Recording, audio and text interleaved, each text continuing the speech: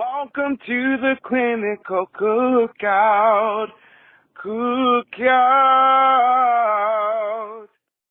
All right, y'all. At the clinical cookout this week, we're going to be talking about some friendships. And I will be remiss if I ignored the video that I watched this morning by Joyner Lucas talking about haters and friendships.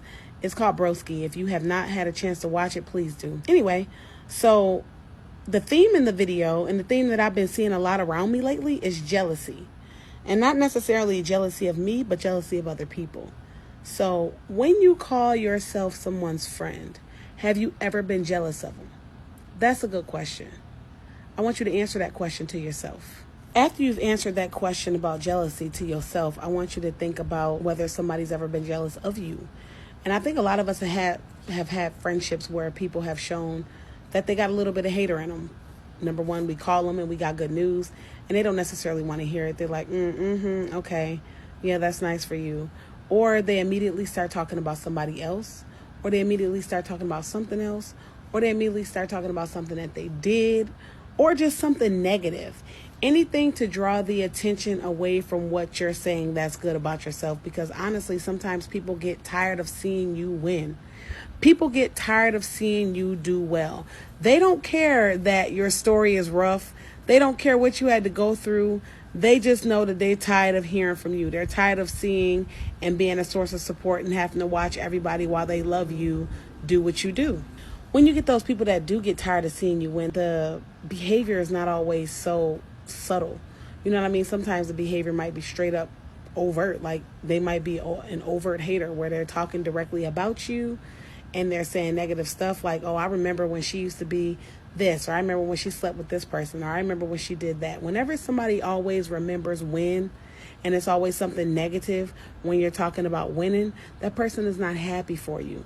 That's haterade 101. When you say, man, look what I did. I did this big presentation and I won.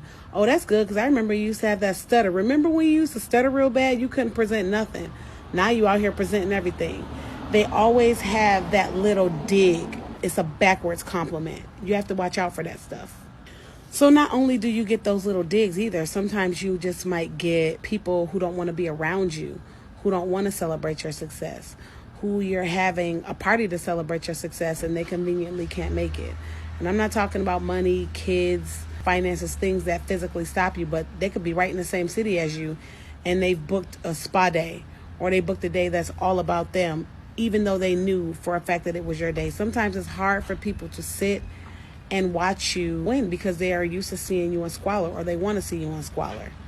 You also get those people that remember when you were poor. Oh man, look what you have now. I remember when you were poor. I remember when you ain't have nothing. Remember I used to let you borrow money all the time?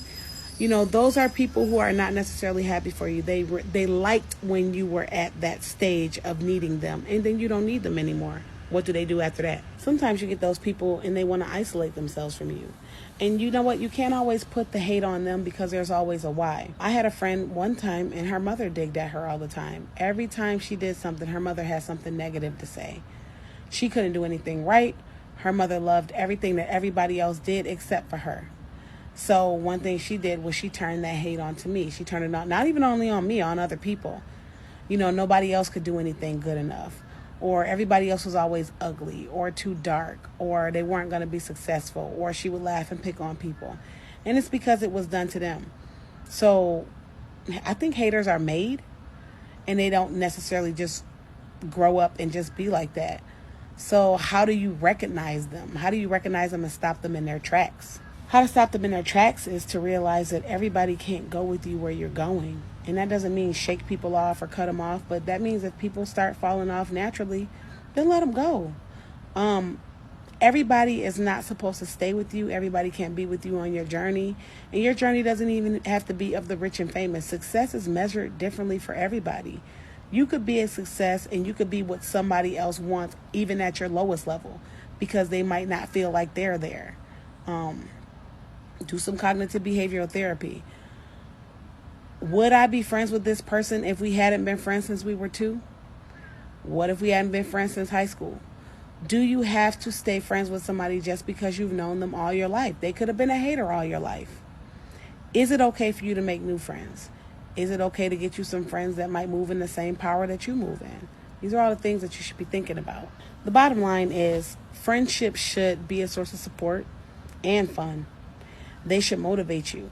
If you find yourself always having to be the motivator, or the person that's always having to lift somebody up, or the person that's never respected and you feel neglected in that friendship, then maybe that's a friendship that might need some reevaluating. And that doesn't mean cut somebody off and never speak to them again. But social distance is a very real thing. We learned that through COVID. You can make yourself less available to people who only need to suck out your energy. You don't have to be friends with succubus the whole time. And you can protect yourself. You can protect your energy. You don't have to be around people who suck you dry to the bone, who make you feel bad about yourself, and who just are not there for you whenever you need them. So friendships and relationships are transactional. Use them as such.